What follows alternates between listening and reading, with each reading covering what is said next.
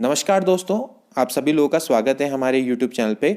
दोस्तों, आज का हमारा अध्याय है मूल्य आधारित शिक्षा, जो कि बहुत ही महत्वपूर्ण है प्रवक्ता स्क्रीनिंग एग्जाम हेतु। दोस्तों, इस वीडियो को आप पूरा देखिएगा क्योंकि आज हम एक ही वीडियो में पूरा अध्याय खत्म करने वाले हैं। तो ये अध्याय बहुत ही इंटरेस्टिंग होने वाला है। तो चलिए वीडियो को स्टार्ट करते हैं। दोस्तों, आज का हमारा अध्याय है मूल्य शिक्षा यानी कि मूल्य आधारित शिक्षा। इसके बारे में आज हम डिस्कस करेंगे। ओके, तो देखिए दोस्तों, प्रत्येक व्यक्ति के जीवन में कुछ इच्छाएं होती हैं।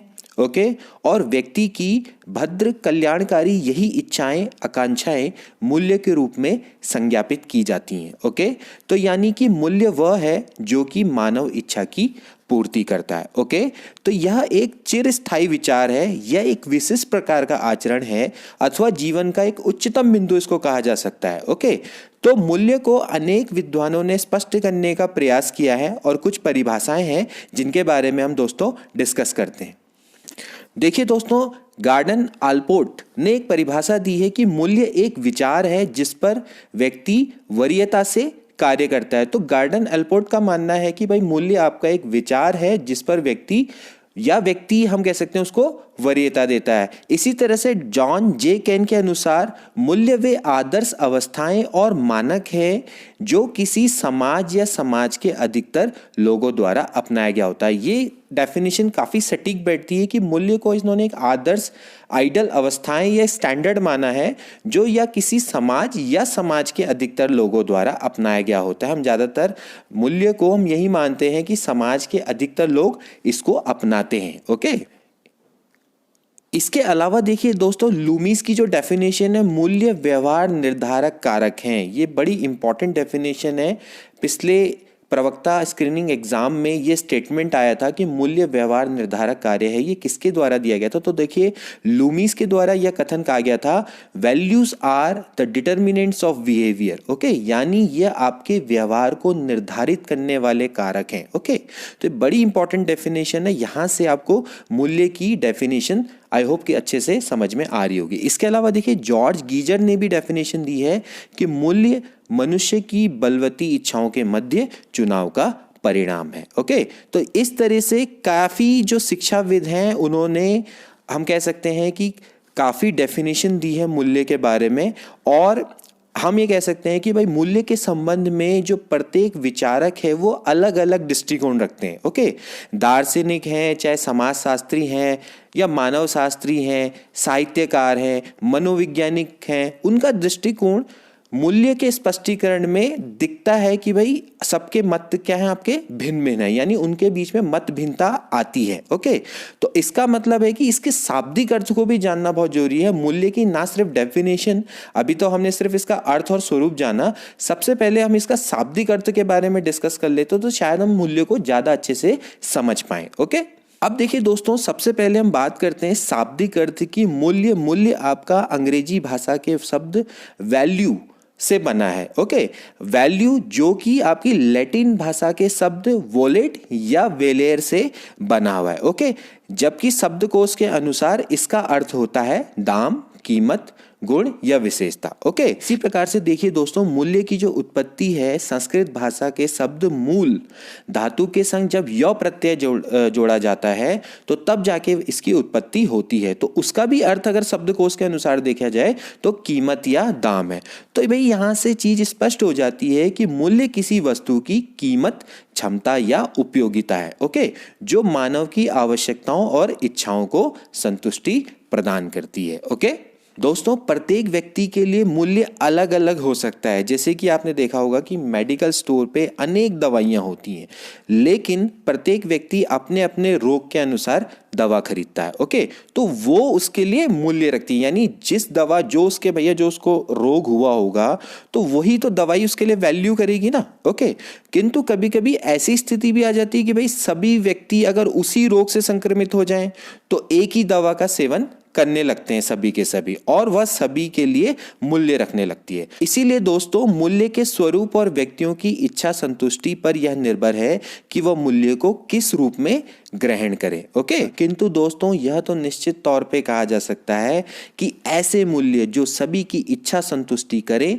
और सभी के लिए उपादेय हों और सभी के जीवन को नियंत्रित और निर्देशित करें, ऐसे मूल्य सर्वथा ग्रहणीय एवं जीवन में अपनाने योग्य होते हैं। ओके, तो भाई जो मूल्य सभी की इच्छा की संतुष्टि करेंगे, सभी के लिए उपयोगी होंगे, सभी के जीवन को नियंत्रित करें और निर्देशित करें, तो ये मूल्य समाज में हमारे जीवन में एक्सेप्टेबल होते हैं, सभी इनको ग्रहण करते हैं और एक्सेप्ट करते हैं। ओके, तो दोस्तों उपरोक्त विवेचन से मूल्य के बारे में निम्नलिखित तथ्य स्पष्ट होते हैं। आप देख सकते हैं यहाँ पर, व्यक्ति के विचारों, व्यवहारों और विश्वासों को नियंत्रित एवं निर्देशित करते हैं। कौन करते हैं? मूल्य। तो मूल्य व्यक्ति के व्यवहारों, विचारों और विश्वासों को नियंत्रित और निर्देशित करते हैं। समाज के बहुसंख्यक लोगों की मान्यताओं पर आधारित होते हैं। कहने का मतलब है कि समाज के बहुत से लोग हैं, उनकी मान्यताओं पर ये बेस्ड होते हैं। मूल्य समाज के बहुसंख्यक लोगों द्वारा एक्सेप्ट किए जाते हैं। ओके, मूल्य आपके स्थायी होते हैं, शाश्वत होते हैं और परिवर्तनशील होते हैं। ओके, मूल्य किसी भी विषय, क्षेत्र, मत, संप्रदाय से संबंधित हो सकते हैं। ओके, यानी कि किसी का अगर विषय अलग है, क्षेत्र अलग है, मत अलग है, संप्रदाय अलग है, तो उनसे संबंधित हो सकते हैं। लोगों का धर्म अलग है तो उनके धार्मिक मूल्य भी अलग अलग होते हैं। उनके लोगों के मत अलग हैं तो उनके मत के अनुसार मूल्य भी अलग अलग हो सकते हैं। ओके, इसके अलावा मूल्य अनुभव एवं अनुभूति में विशेष सहायक होते हैं। ओके, मूल्य सभ्यता, संस्कृति, समाज, राष्ट्र एवं शिक्षा का मेरुदंड है। ओके, मूल्य व्यक्तिनिष्ठ भी हो सकते हैं, वस्तुनिष्ठ भी हो सकते हैं और सार्वभौमिक तो होते ही हैं। ओके, इसके अलावा देखिए, जो कि हमने डिस्कस किया कि मूल्य किसी के लिए उपयोगी हो सकते हैं तथा किसी के लिए अनुपयोगी भी हो सकते हैं। ओके, तो आई होप कि मूल्य की डेफिनेशन आपको अच्छे से समझ में आ गई होगी। तो अब बढ़ते हैं नेक्स्ट टॉपिक की ओर। दोस्तों अब आते हैं मूल्यों के प्रकार। देखिए दोस्तों, मूल्यों को हम विभिन्न दृष्टिकोणों से वर्गीकृत कर सकते हैं। तो आइए एक एक करके उन दृष्टिकोणों के आधार पे मूल्यों को वर्गीकृत करने की कोशिश करते हैं। तो देखिए, सबसे पहला आता है दृष्टिकोण के आधार पे, यानी कि कैसा हमारा दृष्टिकोण है। देखिए, दो तरह के दृष्टिकोण होते हैं, सकारात्मक दृष्टिकोण और नकारात्मक दृष्टिकोण, यानी कि सकारात्मक मूल्य और नकारात्मक मूल्य भी हो सकते हैं। तो सकारात्मक मूल्य क्या क्या होंगे? अहिंसा, शांति, धैर्य। ओके, इसके अलावा देखिए नकारात्मक होंगे हिंसा, अन्याय, कायरता। ओके, देखिए दोस्तों, उद्देश्य के आधार पे आप अगर वर्गीकृत करें तो साध्य मूल्य और साधन मूल्य। साध्य मूल्य वो होते हैं कि जिससे सभी वस्तु या अवस्थाएं जो स्वयं में शुभ मानी जाती हैं, सभी वस्तु या अवस्थाएं जो स्वयं में शुभ होती हैं।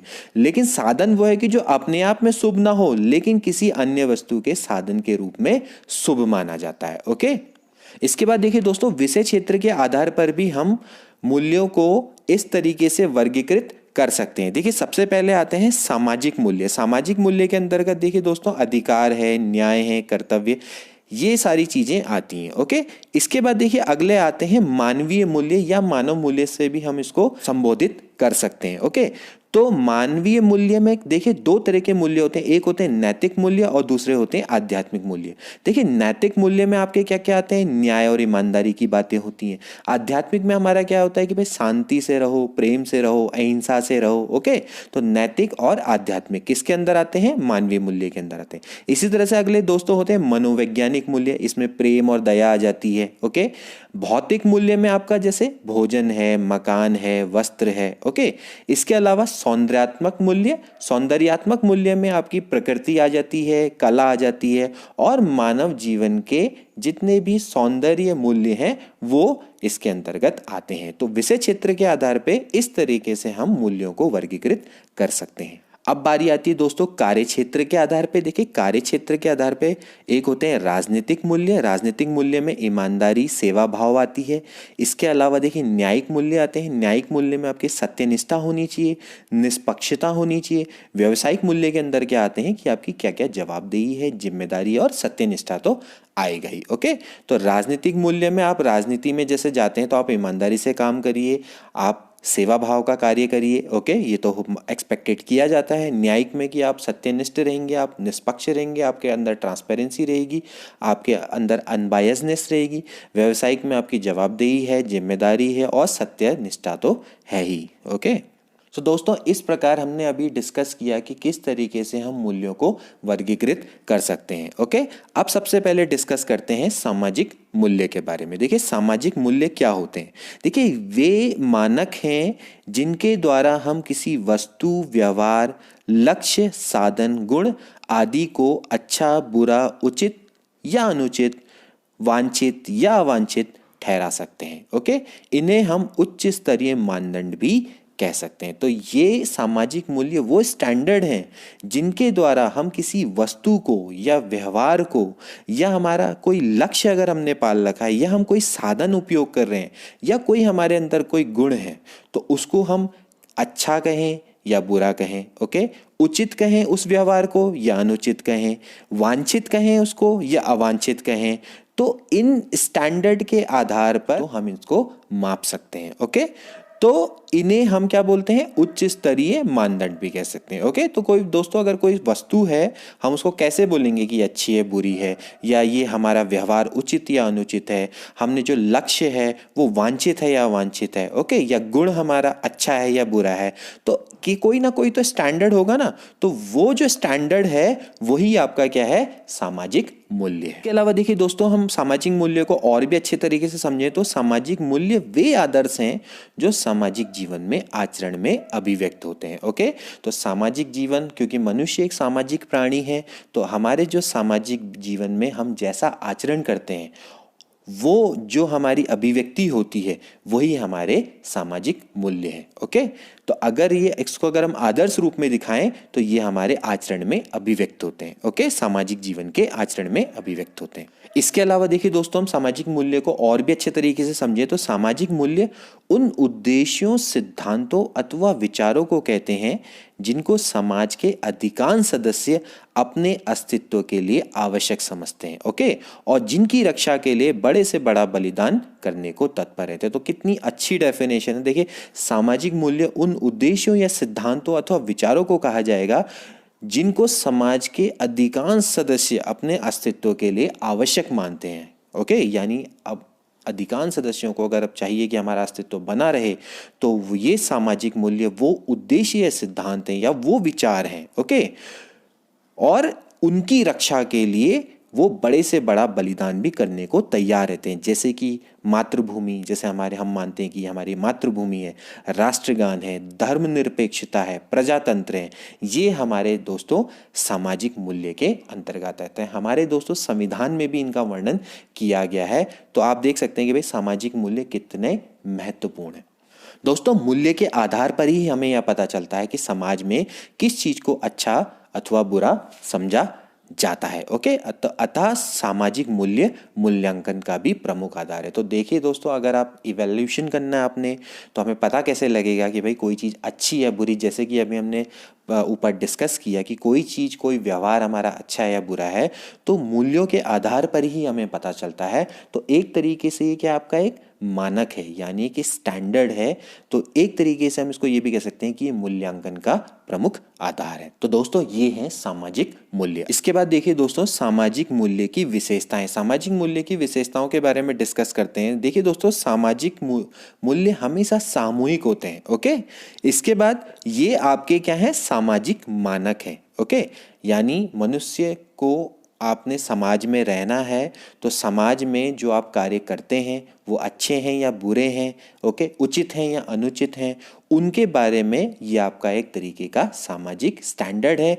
इसी स्टैंडर्ड से डिसाइड होगा कि आप सही कर रहे हैं या गलत कर रहे हैं। ओके, इसके बाद समाज द्वारा स्वीकृत हैं। इसके बारे में तो हमें पता है कि भाई सामाजिक मूल्य समाज के अधिकांश लोगों द्वारा स्वीकृत किए जाते हैं। ओके, भावनाओं से जुड़े हुए हैं, ऑफकोर्स गतिशील हैं, ओके, भिन्नता लिए हुए होते हैं और सामाजिक कल्याण एवं आवश्यकताओं हेतु होते हैं। ठीक, तो ये इसकी विशेषताएं, आप इसको ध्यान में रखेंगे। इसके अलावा देखिए दोस्तों सामाजिक मूल्य समाज में एकता, संगठन व नियंत्रण बनाए रखते हैं। ओके, अगर सामाजिक मूल्यों का ह्रास होगा तो समाज में ना एकता रहेगी, ना संगठन रहेगा और नियंत्रण तो कभी भी नहीं हो सकता। ओके, दोस्तों डिस्कस करते हैं सामाजिक मूल्यों के प्रभाव के बारे में। देखिए, सामाजिक मूल्य भौतिक संस्कृति के महत्व को बढ़ाते हैं, विद्यार्थियों में भौतिक संस्कृति के महत्व को बढ़ाते हैं। ओके, इसके अलावा समाज में एक रूपता लाते हैं। ओके, व्यवहार एवं प्रगति के लिए बहुत ही महत्वपूर्ण है। मानवीय जो व्यवहार है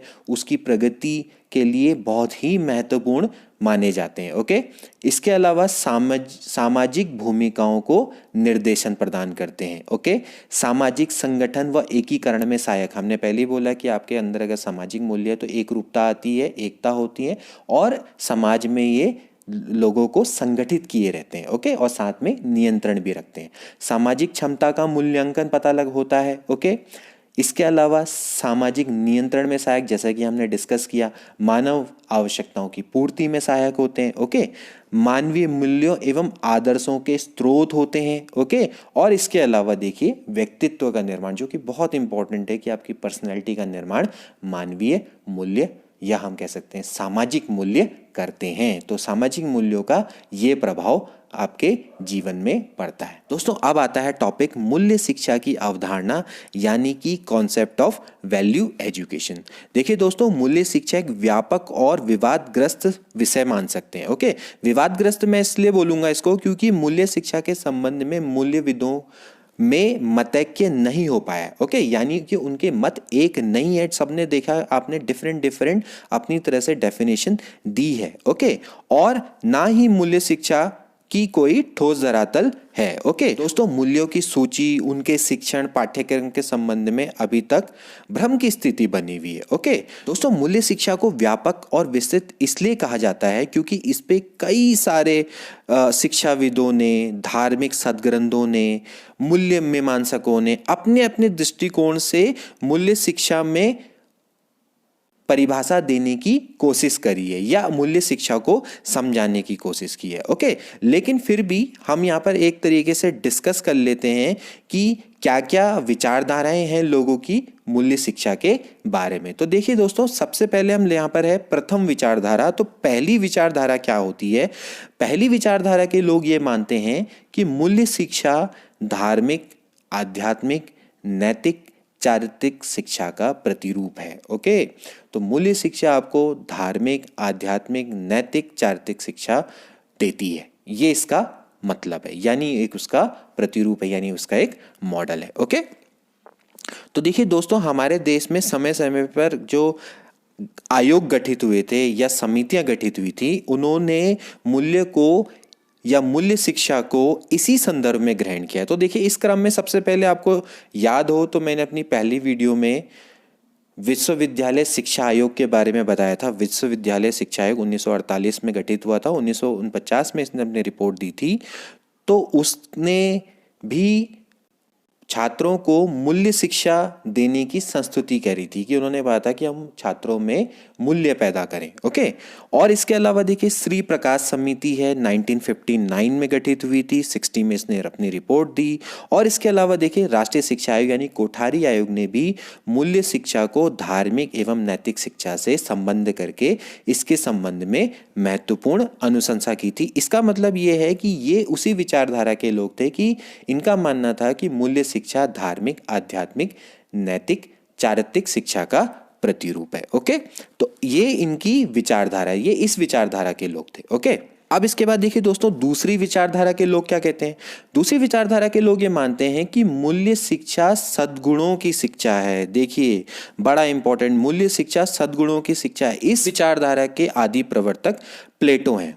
ओके, प्लेटो को माना जाता है कि उन्होंने ही सद्गुणों की शिक्षा की पैरवी की थी। ओके, तो जो प्लेटो हैं सद्गुण को आत्मा का गुण मानते थे। ओके, जो व्यक्ति जितना अधिकतम इसको आसानी से प्राप्त कर लेगा वह उतना ही अधिकतम सनातन मूल्यों लाइक सत्यम शिवम सुंदरम की प्राप्ति आसानी से कर लेता है, ऐसा कहना था प्लेटो का। ठीक है ना? तो प्लेटो ने 4 सद्गुण बताए हैं, यानी 4 प्रकार से इनको डिवाइड किया है। उन्होंने बोला है कि 4 सद्गुण है, संयम, धैर्य, ज्ञान और न्याय। ओके, और उनके अकॉर्डिंग मूल्य शिक्षा इन्हीं सद्गुणों की शिक्षा है। ओके, तो इस प्रकार प्लेटो के अनुसार इन सद्गुणों की शिक्षा देना ही मूल्य शिक्षा माना जाता है। ठीक है ना? और क्योंकि मूल्य और सद्गुण में घनिष्ठ संबंध है, तो जो प्रोफेसर J.S. ब्रूबेकर हैं ये भी इसी विचारधारा में आते हैं। ये भी यही बोलते हैं कि भाई सद्गुण नैतिक गुण है और यह योग्य संकल्प के चिन्ह होते हैं। इसका मतलब ये है कि जो चीज अच्छी है, जिसका रिश्ता योग्यता और संकल्प से है, उसका मूल्य अवश्य होगा। तो अतएव मूल्य का आधार ही सद्गुण है। ओके, तो इसका मतलब ये है कि इन्होंने भी यही माना है कि जो हमारी वैल्यू एजुकेशन है वो एक्चुअली क्या है, सद्गुणों की शिक्षा है। तो यदि सद्गुणों की शिक्षा दी जाएगी तो उसमें मूल्य शिक्षा अवश्य निहित होगी। ये इन विचारधारा के लोगों का मान्य है। दोस्तों, तृतीय विचारधारा के अनुसार मूल्य शिक्षा वह है जिसमें विभिन्न प्रकार के शिक्षा संबंधी गुण, आदर्श, लक्ष्य, विशेषता एक साथ जुड़े हुए रहते हैं। तो देखिए, तृतीय विचारधारा के लोग ये मानते हैं कि मूल्य शिक्षा में विभिन्न प्रकार के शिक्षा संबंधी गुण हैं, आदर्श हैं, लक्ष्य हैं, विशेषताएं हैं, ये सारे के सारे एक साथ जुड़े हुए रहते हैं। तो दोस्तों, यहाँ से अगर हम देखें तो निष्कर्ष ये निकलता है कि मूल्य शिक्षा केवल नैतिक, चारित्रिक, आध्यात्मिक, धार्मिक शिक्षा नहीं है जो कि पहली विचारधारा है, और ना केवल ये सद्गुणों की शिक्षा है जो कि द्वितीय विचारधारा है, बल्कि यह मनुष्य के जीवन को समृद्धशाली बनाने के लिए विभिन्न पक्षों से संपृक्त शिक्षा है। यानी इसमें मनुष्य के जीवन के सभी पक्ष आ जाते हैं। ओके, तो ये इसका निष्कर्ष है। अब बारी आती है दोस्तों मूल्य एवं शिक्षा, यानी कि मूल्य और शिक्षा में क्या अंतर है। ओके, तो मूल्य एवं शिक्षा में बहुत घनिष्ठ संबंध होता है। मूल्यों का संबंध उन चीज़ों से होता है जिसकी हम कामना करते हैं, जैसा कि अभी हमने डिस्कस किया, या इच्छा करते हैं और या फिर उनको उचित मानते हैं। ठीक है ना। मूल्य हमारे क्या हैं, भौतिक अमूर्त गुण या आदर से संबंधित हो सकते हैं, जैसे कि कुर्सी है, मेज, भवन, पानी की इच्छा या सत्य। ओके, दया, सहयोग, शांति, ये सारे के सारे क्या हैं, मूल्य हैं। ओके, जबकि शिक्षा क्या होती है, एक प्रक्रिया होती है जिसके माध्यम से बच्चों में ऐसे विशेष गुणों, दृष्टिकोणों, मूल्यों या व्यवहार का विकास होता है। तो शिक्षा एक प्रक्रिया है। ओके, जबकि मूल्य आपके क्या है, गुण है। ओके, जो मूल्य यानी एक गुण है या आदर्श है, ओके, जिनके बारे में हमें शिक्षा से ही पता लगता है। जब हम शिक्षित होंगे तो शिक्षा एक प्रक्रिया है, जबकि मूल्य आपके क्या है, आदर्श या गुण है। ओके दोस्तों, मूल्य एवं शिक्षा में साध्य एवं साधन, सिद्धांत एवं व्यवहार का संबंध है। समझ रहे हैं ना दोस्तों, मूल्य क्या है आपका, साध्य है, तो शिक्षा आपकी क्या है, साधन है। मूल्य अगर सिद्धांत है तो शिक्षा क्या है, व्यवहार है। ओके, तो आप अगर शिक्षा देंगे, शिक्षा तभी मूल्यों का क्या होगा, जन्म होगा। ओके, तो यहाँ पर ये बहुत इंपॉर्टेंट है एक और लाइन की, मूल्य एवं शिक्षा एक दूसरे के क्या है, पूरक है। ओके, मूल्य आत्मा के समान है तो शिक्षा शरीर के समान है। ओके, मूल्यों का विकास करना शिक्षा अपना कर्तव्य, कार्य एवं उद्देश्य मानती है। तो इसका मतलब यह है कि जो शिक्षा का उद्देश्य ही है वही आपका क्या है, मूल्यों का विकास है। ओके, और उद्देश्य के आधार पर ही शिक्षा अपना संपूर्ण स्वरूप निश्चित करती है और मूल्यों के प्रचार प्रसार हेतु आधार प्रदान भी करती है। ओके, तो मूल्यों को व्यवहारिक रूप से कौन देती है, शिक्षा ही देती है। ओके, और सबसे महत्वपूर्ण यह है कि शिक्षा के माध्यम से ही मानव समाज अपने मूल्यों को सुरक्षित रखता है और आगे बढ़ाता है। दोस्तों, अब आती है मूल्य शिक्षा की आवश्यकता, यानी नीड ऑफ वैल्यू एजुकेशन। हमें मूल्य शिक्षा की आवश्यकता क्यों है दोस्तों? प्राचीन से ही भारत को विश्व गुरु की संज्ञा दी जाती थी। क्यों दी जाती थी? अपनी धार्मिक, आध्यात्मिक, नैतिक, चारित्रिक संपदा के कारण। ओके, लेकिन आज के ज़माने में क्या हो गया भाई, नई नई चीज़ें आ गई हैं। आज के समय पे हम पाश्चात्य संस्कृति का हम पे ज़्यादा प्रभाव पड़ गया है। ओके, वैज्ञानिक है, फैशन परस्त, भौतिकवादी, अस्तित्ववादी विचारों के प्रभाव में आकर यहाँ का जो जनमानस है अपने भारतीय आदर्शों, मूल्यों को भूल चुका है। ओके, आज के समय पे दोस्तों दया, सहयोग, प्रेम, परमार्थ, समता पर आधारित भारतीय समाज, संस्कृति एवं शिक्षा में पाश्चात्यवादी दृष्टिकोण से को अपना लिया है। ओके, इससे हमारे देश के प्राचीन आदर्शों, मूल्यों और मान्यताओं का अधोपतन होता जा रहा है। ओके, तो ऐसे में जहाँ पर जरूरी है कि भाई मूल्यों की शिक्षा दी जानी अति आवश्यक है। ओके, यानी अगर हमें हमारे समाज को बचाना है, हमारी संस्कृति को बनाए रखना है, तो उसके लिए मूल्य शिक्षा देना बहुत ही इम्पोर्टेंट है। ओके, तो देख लेते हैं मूल्य शिक्षा क्यों देना आवश्यक है। ठीक, देखिए दोस्तों, मूल्य शिक्षा विद्यार्थियों में नैतिक, सौंदर्यगत, सांस्कृतिक, आध्यात्मिक भावनाएं विकसित करती है। ओके, इसके अलावा लोकतंत्र, पंथ निरपेक्षता, समानता एवं वैज्ञानिक दृष्टिकोण का विकास करती हैं। ओके, इसके अलावा विविध मूल्यों के प्रति निष्ठा भाव भी उत्पन्न करती है। ओके, इसके अलावा देखिए ऐसे अवसर प्रदान करती है विद्यार्थियों को जिससे वे इन मूल्यों को जीवन में उतार सकें। ओके, मूल्य शिक्षा इसलिए देना आवश्यक है। ओके, विद्यार्थी स्वयं अपने बारे में जानने के लिए प्रोत्साहित होता है। ओके, सभी धर्मों एवं संस्कृतियों के प्रति निष्ठा भाव जागृत होता है इससे। ओके, अब जो विद्यार्थी है उसका सभी धर्मों और संस्कृतियों के प्रति निष्ठा भाव का जागरण होता है। ओके, इसके अलावा मानवीय गरिमा का विकास होता है। विद्यार्थियों को समाजगत, करणीय अकरणीय दायित्वों का बोध होता है, क्या करना है क्या नहीं करना है। ओके, विश्व बंधुता, विद्यार्थियों में विश्व बंधुता, अंतर्राष्ट्रीय सद्भाव का बीजारोपण होता है। ओके, इसके अलावा पर्यावरण एवं जनसंख्या वृद्धि जैसे राष्ट्रीय समस्याओं के परिप्रेक्ष्य में करणीय दायित्वों का विकास, यानी कि जो हमारा एनवायरनमेंट है और जो हमारी जनसंख्या वृद्धि हो रही है, पर्यावरण का हमारे डिस्ट्रॉय हो रहा है और जनसंख्या की जो वृद्धि हो रही है, जैसी राष्ट्रीय समस्याओं के परिप्रेक्ष्य में कि हमें एक नागरिक होने के नाते क्या करना चाहिए, हमारे क्या ड्यूटी हैं, हमारे क्या फंडामेंटल ड्यूटी है, इनका भी विकास हमें मूल्यपरक शिक्षा ही दे सकती है। ओके, तो ये बड़ा इंपॉर्टेंट है। इसके बाद देखिए दोस्तों, अगला आता है मूल्य में ह्रास के कारण मूल्य में हमारे क्यों इतने निरंतर ह्रास आ रहा है, यानी कमी आ रही है, हमारे मूल्य लगातार क्यों गिरते चले जा रहे हैं। तो इसके कुछ कारण हैं, मैंने यहाँ पर शॉर्ट में लिखे हैं, मैं आपको समझाने की कोशिश करूंगा। सबसे पहले देखिए आता है एकल परिवार।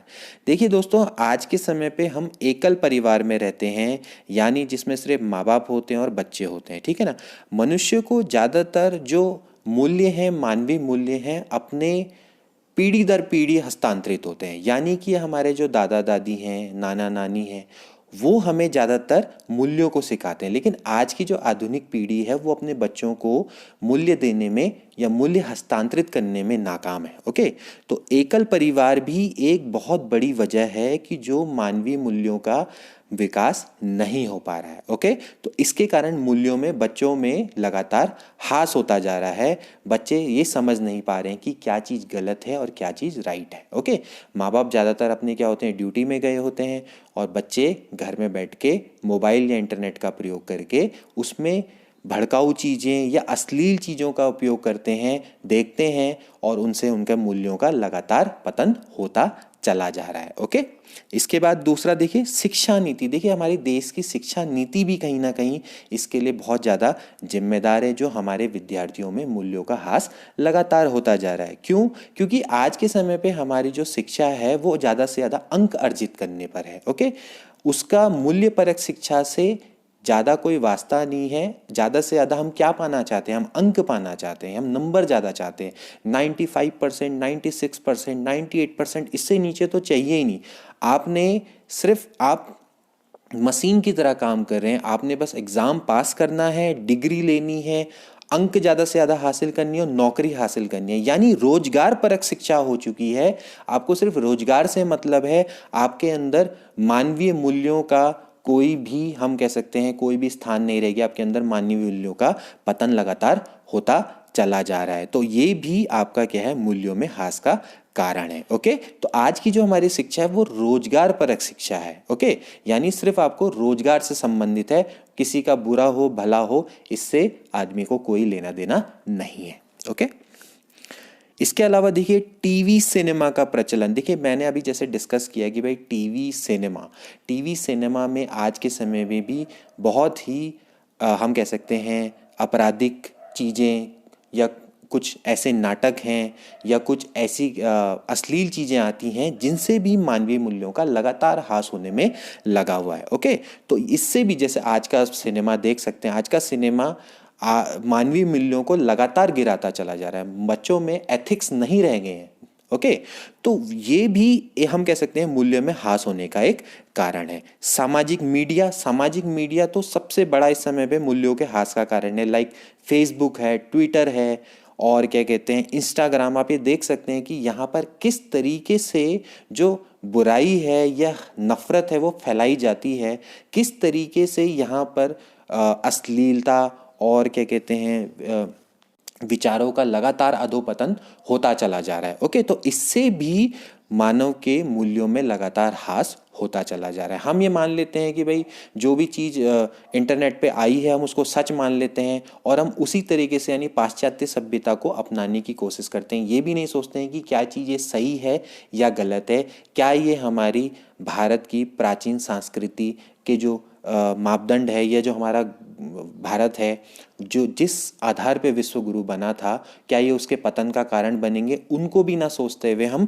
लगातार उन मूल्यों को अपनाए जा रहे हैं या हम अपने मूल्यों को गवाए जा रहे हैं। ओके, तो एक तरीके से वो कैसे मूल्य हैं, नकारात्मक मूल्य हैं। तो नकारात्मक मूल्यों को हम ज़्यादातर अपनाने लगे हैं। तो नकारात्मक मूल्यों को भी अपनाना क्या है, मूल्यों का ह्रास है। ओके, इसके बाद देखिए दोस्तों, अगला आता है मोबाइल और इंटरनेट। इसके बारे में भी आप अभी हमने देखा कि भाई मोबाइल और इंटरनेट का आप किस तरीके से उपयोग करते हैं, ये भी आपके मूल्यों के ह्रास के कारण में आ सकता है। ओके, आप अपने मोबाइल का अगर सदुपयोग कर रहे हैं, लाइक अगर आप अच्छी शिक्षा ले रहे हैं, लाइक जैसे कि आप हमारी वीडियो देख रहे हैं मूल्य की, तो आप यहाँ से सीख रहे होंगे कि भाई मूल्य क्या क्या होते हैं, तो इसका सदुपयोग है। Like on the other side अगर आप कहीं कोई भड़काऊ भाषण देख रहे हैं या आप कुछ अश्लील चीज़ें देख रहे हैं या फिर कुछ ऐसी चीज़ देख रहे हैं कि जिससे आपके मानवीय मूल्यों का ह्रास हो रहा है, तो वहाँ पर आपका क्या होगा, मूल्यों के ह्रास में वो कारण में अपने आप ही चला जाएगा। ठीक है ना। तो और आजकल आप देख सकते हैं कि आज के समय का जो ट्रेंड है वो इसी तरीके का है कि जो ज़्यादातर आपकी थोड़ा गाली गलौज और इस टाइप की अश्लील अगर कुछ चीज़ें अगर आप मीडिया में प्रसारित करेगा या इंटरनेट में प्रसारित करेगा तो लोग उसको उसकी ओर ज़्यादा आकर्षित होते हैं। ओके, तो इस तरीके से कहीं ना कहीं एज ए शिक्षक होने के नाते हमें यहाँ पर इन मूल्य को विकसित करने की ज़रूरत है। छात्रों में इन मूल्यों को का विकास करने की ज़रूरत है, इन चीज़ों को बॉयकट करने की ज़रूरत है। तो ये हैं मूल्य में ह्रास के कारण। इसके बाद देखिए दोस्तों, अगला आता है शिक्षा द्वारा मूल्यों का उन्नयन। देखिए दोस्तों, मूल्यपरक शिक्षा द्वारा किस तरीके से मूल्यों का उन्नयन किया जा सकता है अपने विद्यार्थियों में, इसके बारे में हम डिस्कस करेंगे। तो देखिए, इसमें हम सबसे पहले देख लेते हैं कि वे सरकार के द्वारा क्या क्या प्रयास किए गए हैं। इनको मैंने वैसे थोड़ा शॉर्ट में लिखा है, थोड़ा इसको आप समझने की कोशिश करिए। देखिए, स्वतंत्रता के बाद से ही हमने देखा है कि भाई विभिन्न प्रकार के आयोग आए, उनके समितियां बैठी, उनके सबके अपने अपने मत थे, लेकिन सब ने क्या कहा, सब ने कहा कि भाई हमें मूल्य आधारित शिक्षा देनी चाहिए। तो जैसे कि इसमें विश्वविद्यालय आयोग था, राधा कृष्णन आयोग, इसके बारे में अभी हमने डिस्कस किया था। तो इन्होंने किस तरीके से कहा कि भाई हमारे जो विद्यार्थी उनमें मूल्यों का विकास करना चाहिए। इसी तरह से श्री प्रकाश समिति आई थी, इसके बारे में भी अभी हमने डिस्कस किया। इन्होंने ये बोला था कि भाई नैतिक और आध्यात्मिक मूल्यों की शिक्षा पर जोर दिया जाए। ओके, इसी तरह से राष्ट्रीय शिक्षा आयोग यानी कि कोठारी आयोग है 1964 में, इन्होंने भी मूल्य आधारित शिक्षा पर ज़्यादा बल दिया था। इन्होंने व्यवहारिक ज्ञान पर ज़्यादा बल दिया था, तो उससे इन्होंने कहा था कि अपने आप ही मूल्य विकसित छात्रों में हो जाएंगे। ओके, इसके अलावा देखिए न्यू एजुकेशन पॉलिसी यानी राष्ट्रीय शिक्षा नीति 1986 में भी नैतिक शिक्षा को भारत के ग्रामीण व शहरी क्षेत्रों में लागू किया था, जिससे कि आपकी नैतिक शिक्षा यानी भारत में पढ़ने वाले जितने भी आपके विद्यार्थी हैं उनके अंदर मूल्यों का विकास हो सके। ओके, इसके अलावा देखिए 1992 यानी कि राष्ट्रीय शिक्षा नीति में जो संशोधन हुआ था 1992 में, उनमें भी जो आपके तकनीकी और व्यावसायिक संस्थानों में मूल्य शिक्षा देने के लिए राष्ट्रीय मूल्य शिक्षा केंद्र की स्थापना की गई थी, जो आपके हमारे टेक्निकल और ये व्यावसायिक संस्थान हैं उनमें शिक्षा देने के लिए राष्ट्रीय मूल्य शिक्षा केंद्र की स्थापना की गई। तो ये हैं दोस्तों कहीं ना कहीं हमारे सरकार के प्रयास।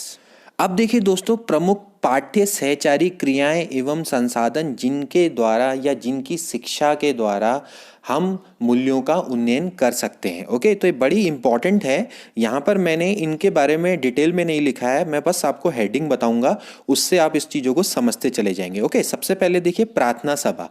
देखिए प्रार्थना सभा में सभी छात्रों में ऊंच नीच की भावना का समापन किया जाता है। ओके, सर्वधर्म संभाव की भावना लाई जाती है, अनुशासन, ध्यान की एकाग्रता, ओके, लयबद्ध गायन, उत्तम सोच का विकास होता है। ओके, तो ये सारे के सारे मूल्य विकास में प्रार्थना सभा एक उत्तम पाठ्य सहचारी क्रिया है। ओके, तो हम कह सकते हैं कि प्रार्थना सभा से भी छात्रों में मूल्यों का उन्नयन हो सकता है या होता है। ओके, इसके बाद देखिए अगला आता है विविध मेले।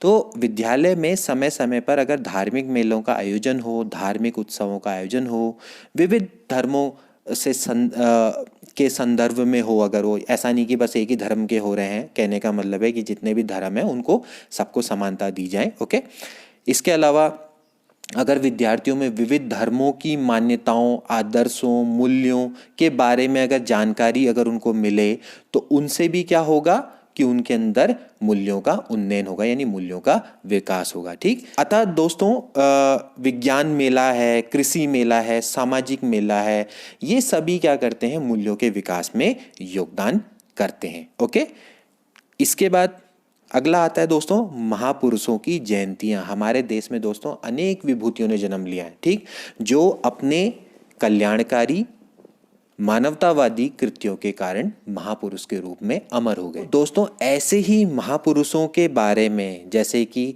राधा कृष्णन थे, विवेकानंद थे या टैगोर थे, इनके जीवन वृत्तों का विद्यार्थियों को ज्ञान कराया जाना चाहिए। ओके, जिससे कि इनमें देखिए दोस्तों छुआछूत की भावना का समापन होगा, इनके अंदर प्रेम, दया, सहयोग, सहनशीलता और श्रम की महत्ता की भावना उत्पन्न होगी। ठीक है ना, तो इनसे भी इनके अंदर मूल्यों का उन्नयन किया जाता है। ओके, इसके बाद देखिए दोस्तों अगला आता है कार्यानुभव। जैसा कि हमने अभी डिस्कस किया, कोठारी आयोग यानी कि 1964 में, यानी राष्ट्रीय शिक्षा आयोग और राष्ट्रीय शिक्षा नीति में कार्यानुभव को शिक्षा का अमित्र अंग बनाने की बात कही गई थी। ठीक है ना, कार्य अनुभव के आधार पर ही विद्यार्थियों में मूल्य शिक्षा को व्यवहारिक रूप दिया जा सकता है। ओके, तो इसके लिए जैसे यह है कि भाई विद्यालय, घर, कार्यशाला आदि में मूल्यों के विकास हेतु उचित परिस्थिति का निर्माण करना जरूरी होता है। ओके, और सहयोग, प्रेम, सह अस्तित्व जैसे मूल्य कार्यानुभव द्वारा आसानी से विकसित किए जा सकते हैं। कहने का मतलब ये है कि जब आप आपस में सहयोग करोगे, कार्य जब आप करते हो तो आपस में एक दूसरे के प्रति आपके सहयोग की भावना आती है, आपका सह अस्तित्व होता है, यानी आप एक दूसरे के बिना आपका अस्तित्व नहीं है। ओके, और इसके अलावा आपके अंदर प्रेम की भावना जगती है। ठीक, तो ये जब आप कार्य करते हैं साथ साथ, तब आपको ये मूल्य विकसित होते हैं। ओके, इसके अलावा देखिए दोस्तों अगला आता है खेल कूद। ठीक, खेल कूद तो भाई शिक्षण प्रक्रिया का सबसे महत्वपूर्ण अंग है। इसमें बालकों में शारीरिक मूल्यों का विकास होता है। ठीक, शारीरिक रूप से आप स्ट्रांग बनते हैं। ओके, इसके अलावा जैसे आप टीम भावना, आपने सुना होगा ना, टीम स्पिरिट, तो टीम स्पिरिट से काम करने की, या अनुशासन आपके अंतर्गत आता है जो कि मूल्य है, स्वतंत्रता आती है, सहयोग करते हैं आप खेलते वक्त एक दूसरे को। ठीक है ना, न्यायप्रियता, आप चाहते हैं कि भाई आप जब कोई खेल खेल रहे हैं तो उसमें कोई बेईमानी ना हो। ठीक, तो इस तरह के मूल्य भी विकसित होते हैं खेलकूद के द्वारा। ओके, इसके बाद देखिए दोस्तों बड़ा इंपॉर्टेंट आता है एनसीसी। आप सभी ने सुना होगा, इसका नाम है राष्ट्रीय कैडेट कोर। ओके, तो भारत सरकार ने विद्यार्थियों में जैसे देश प्रेम, अनुशासन एवं सैन्य मूल्यों के विकास हेतु 1946 में हृदयनाथ कुंजरू की अध्यक्षता में एनसीसी की स्थापना की। ठीक है ना, तो कौन थे इसके संस्थापक, कौन थे? हृदयनाथ कुंजरू। इसके बारे में आप ध्यान में रखेंगे, हृदयनाथ कुंजरू ने 1946 में इसकी स्थापना की थी। ठीक है ना, मैं यहाँ पे लिख भी देता हूँ 1946, आप चाहे तो इसको नोट कर लेना। ओके, तो हृदयनाथ कुंजरू की अध्यक्षता में इसकी स्थापना हुई थी। तो इससे भी देखिए देश प्रेम, अनुशासन व सैन्य मूल्यों का विकास होता है। वैसे देखा जाए तो 1948 में इसको संवैधानिक दर्जा देके राष्ट्रीय कैडेट कोर अधिनियम बनाया गया था। ठीक है ना, तो इसको संवैधानिक दर्जा कब मिला? 1948 में। ठीक है ना, समय पे भाई जो भी नवयुवक जो भर्ती होते हैं उनको अनुशासन सिखाया जाता है, साहस, ठीक है ना, पंथ निरपेक्षता, न्याय, निस्वार्थ सेवा जैसे मूल्यों का बीजारोपण एक तरीके से उनके अंदर किया जाता है। तो एनसीसी से भी आपको काफी मूल्य मिलते हैं। आप में से कई लोग भी एनसीसी के कैंडिडेट रहे होंगे या आप लोगों ने एनसीसी की होगी, तो आप भली भांति समझेंगे कि भाई जो एनसीसी है उसको भी मूल्य शिक्षा का सर्वोत्तम साधन बनाया जा सकता है। ओके, इसके बाद देखिए दोस्तों, अगला आता है एनएसएस यानी कि राष्ट्रीय सेवा योजना। एनएसएस नेशनल सर्विस स्कीम की स्थापना देखिए कोठारी आयोग की अनुशंसाओं के आधार पर उच्च शिक्षा के क्षेत्र में की गई थी। ओके, और पंडित जवाहरलाल नेहरू के प्रधानमंत्री काल में तत्कालीन शिक्षा मंत्री थे डॉक्टर वी के आर वी राव। ओके, तो इन्होंने उस समय पे के शिक्षा मंत्री थे वी राव ने 24 सितंबर 1969 ओके 1969 को एनएसएस को स्टार्ट किया था 37 विश्वविद्यालयों में। ओके, 37 विश्वविद्यालय में इसकी शुरुआत हुई थी और आज के समय पे एनएसएस ऑलमोस्ट सारे विश्वविद्यालयों में काम करता है। ठीक है ना, और क्यों है? क्योंकि भैया ये भी आपको सामाजिक मूल्य सिखाता है। इसकी कितनी महत्ता है, यह सभी आप जानते होंगे। आप में से कई लोग एनएसएस के भी कैंडिडेट रहे होंगे। तो मूल्य शिक्षा के विकास में एनएसएस की भूमिका अत्यंत सराहनीय है। सामुदायिक विकास, श्रम की महत्ता, नारी सम्मान, पर्यावरण संरक्षण, जनसंख्या नियंत्रण, ओके, आपदाओं में सहायता, स्वच्छता, साक्षरता के प्रसार में एनएसएस विद्यार्थियों को उच्चतम मूल्यों का विकास करता है। इसके बाद देखिए दोस्तों, अगला आता है रेड क्रॉस। देखिए रेड क्रॉस क्या है? रेड क्रॉस एक अंतर्राष्ट्रीय समाज सेवा समिति है। ठीक, इसकी स्थापना दोस्तों 1863 में हुई थी। ओके, विश्व में इसकी स्थापना हुई थी 1863 में और भारत में इसकी स्थापना 1920 में हुई थी। ठीक है ना, 1920 में हुई थी। इसके बाद फिर जूनियर रेड क्रॉस समिति भी बनी थी, उसकी स्थापना 1925 में हुई थी। ओके, तो चलो ये तो हो गए फैक्ट्स। अब जानते हैं रेड क्रॉस क्या है। देखिए रेड क्रॉस का उद्देश्य होता है युद्ध पीड़ित घायलों की सेवा के साथ साथ प्रत्येक स्थान पर पीड़ित की सहायता कर मानवीय मूल्यों की रक्षा करना। ओके, तो जैसे जो आपके युद्ध पीड़ित जो घायल हो जाते हैं उनकी सेवा करना, ठीक है ना, और प्रत्येक स्थान पे जो भी आपके पीड़ित हैं उनकी सहायता करके मानवीय मूल्यों की रक्षा करते हैं। ठीक, इसके अलावा देखिए सार्वजनिक स्थान हैं, वहाँ पर मेले व उत्सवों के साथ साथ प्राकृतिक आपदाएं जैसे सूखा आ जाता है, बाढ़ ना, दंगों आदि के समय में भी यह संस्था अपनी सेवा उपलब्ध कराती है। इसका मुख्यालय दोस्तों नई दिल्ली में है। एक रेड क्रॉस जो रोड है वो नई दिल्ली में है। इसके अलावा देखिए प्रत्येक जिले में एक रेड क्रॉस की एक समिति होती है। ठीक, इसका जो अध्यक्ष होता है वो जिले का डीएम होता है। ओके, और जो इसका सचिव होता है वो मुख्य चिकित्सा अधिकारी होता है। ठीक, ओके, और यह समिति जनपद में ही रेड क्रॉस से संबंधित क्रियाकलापों का संचालन करते हैं। ओके, इसके अंतर्गत मैंने पहले बोला एक जूनियर रेड क्रॉस सोसाइटी का गठन होता है जो विद्यालयी बच्चों को रेड क्रॉस की शिक्षा देती है। ओके, तो भारत में अभी हमने डिस्कस किया कि भाई 1925 में ये जूनियर रेड क्रॉस की स्थापना हुई थी। तो भाई जूनियर रेड क्रॉस सोसाइटी का काम क्या है? वो विद्यालयी बच्चों को रेड क्रॉस की शिक्षा देगा। तो भाई आप देख सकते हैं कि रेड क्रॉस से क्या क्या होता है भाई ना, स्वास्थ्य एवं जीवन की रक्षा, सेवा, अंतर्राष्ट्रीय सद्भाव, मित्रता, विश्व शांति जैसे वैश्विक मूल्यों का विकास होता है। तो रेड क्रॉस भी बड़ा इंपॉर्टेंट है। ओके, इसके बाद देखिए दोस्तों अगला आता है स्काउटिंग गाइड्स। ठीक, स्काउटिंग गाइड भी बड़ा इंपॉर्टेंट है, एक महत्वपूर्ण पाठ्य शैक्षणिक क्रियाकलाप है। ठीक, इसके द्वारा विद्यार्थियों में देखिए समय का किस तरह से सदुपयोग किया जाए, चरित्र निर्माण, आदर्श नागरिकता की शिक्षा, सेवा भावना की जागृति, ठीक है ना, विश्वसनीयता के गुण ना, उत्तम स्वास्थ्य, इस तरह के हम कह सकते हैं मूल्यों का विकास होता है।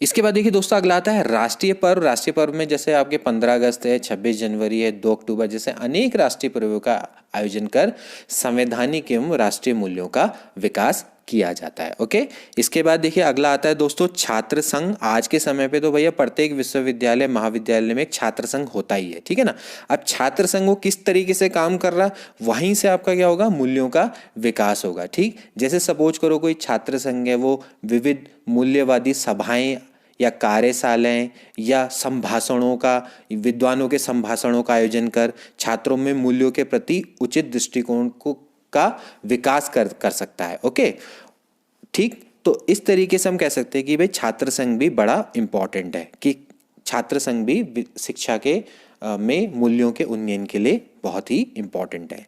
इसके अलावा देखिए मुक्त पुस्तकालय। अब भाई जैसे आपके मुक्त विद्यालय एवं विश्वविद्यालयों की तरह मुक्त पुस्तकालयों की स्थापना भी विद्यार्थियों में या प्रौढ़ों में, स्त्रियों में मूल्य के प्रति मूल्य का विकास इनके माध्यम से किया जा सकता है। और इसके बाद देखिए दोस्तों अगला आता है जनसंचार के विभिन्न माध्यम। जनसंचार के विभिन्न माध्यमों के अंतर्गत दोस्तों जैसे आते हैं रेडियो है, दूरदर्शन है, टेप रिकॉर्डर, फोन है, ठीक।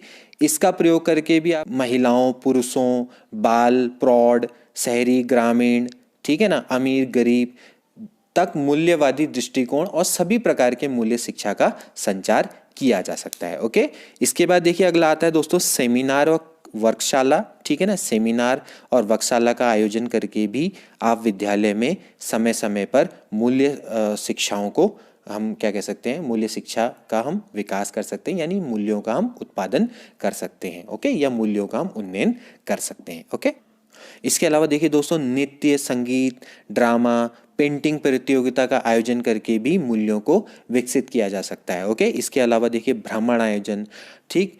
भ्रमण तो वही शिक्षण का सबसे एक आवश्यक अंग है, ठीक। विद्यालय द्वारा समय समय पर विद्यार्थियों को जैसे प्रकृति है, प्राचीन धार्मिक स्थल, ऐतिहासिक स्थल, महापुरुषों की स्थली आदि का अगर आप भ्रमण कराएंगे तो उनका जो मूल्यवादी दृष्टिकोण है वो विकसित होगा। ओके, और इससे मूल्यों के आत्मसत्तीकरण में भी मदद मिलती है। ओके, इसके बाद देखिए दोस्तों अगर आप प्रदर्शनी करें, ठीक है ना, जैसे आप सभी आयु वर्ग के व्यक्ति में मूल्यों के विकास हेतु आप प्रदर्शनी एक सशक्त पाठ्य सहचर्या का साधन है। आप स्वास्थ्य प्रदर्शनी कर सकते हैं, विज्ञान प्रदर्शनी कर सकते हैं, पशु एवं कृषि प्रदर्शनी होती है, शिक्षा प्रदर्शनी होती है, ठीक है ना। तो इसके माध्यम से आप पर्यावरण के बारे में जागरूकता दे सकते हैं, जनसंख्या नियंत्रण के बारे में जागरूकता दे सकते हैं। ओके, और इसके द्वारा आप जैसे विविध मूल्य हैं, सामाजिक सेवा है, वैज्ञानिक स्वभाव आदि का विकास भी विद्यार्थियों में आसानी से कर सकते हैं। ओके, देखिए दोस्तों अगला आता है कंप्यूटर और इंटरनेट। देखिए आज के समय पे तो भाई कंप्यूटर और इंटरनेट से कोई भी अछूता नहीं है। आप कोई भी मूल्य हैं उनको लिखित रूप में कंप्यूटर के माध्यम से शीघ्र अतिशीघ्र उनको जन जन तक पहुंचा सकते हैं। ओके, इंटरनेट का भी इसमें विशेष महत्व है। देखिए दोस्तों इंटरनेट द्वारा वैश्विक व राष्ट्रीय मूल्य एवं गतिविधियों को भी घर बैठे हम जानकारी इनकी प्राप्त कर सकते हैं। ओके, और इसके अलावा देखिए जैसे नैतिक चारित्रिक मूल्य के बारे में भी इंटरनेट से हम आसानी से जानकारी जुटा सकते हैं। ओके, जैसे आप ही अभी जुटा रहे हो इंटरनेट से, आप मेरी वीडियो देख रहे हो यूट्यूब में, तो आपको पता लग रहा है कि भाई इतने टाइप के मूल्य होते हैं। तो आप इनको अगर आप आत्मसात करेंगे तो दोस्तों इसमें क्या है कि कंप्यूटर और इंटरनेट आपका बहुत ही उपयोगी सिद्ध होगा। तो दोस्तों स्पष्ट है कि मूल्यपरक शिक्षा के विकास में पाठ्य सहचारी या सहगामी क्रियाओं एवं साधनों का अत्यंत महत्वपूर्ण स्थान है। इनका प्रयोग कर विद्यार्थियों में मूल्य शिक्षा का ज्ञानात्मक, भावनात्मक एवं क्रियात्मक विकास आसानी से किया जा सकता है। ओके, तो दोस्तों ये था मूल्य आधारित शिक्षा का पूरा अध्याय। मैंने पूरी कोशिश की है कि इसमें मैं जितने भी टॉपिक हैं उनको कवर कर सकूं। ये टॉपिक आपको कैसा लगा आप कमेंट बॉक्स पे कमेंट करके ज़रूर बताइएगा। और अगर आपको हमारा कार्य पसंद आता है तो प्लीज़ हमारी वीडियो को लाइक, शेयर, सब्सक्राइब करना ना भूलें। मिलते हैं अगली वीडियो में नए अध्याय के संग। Till then take care and good bye.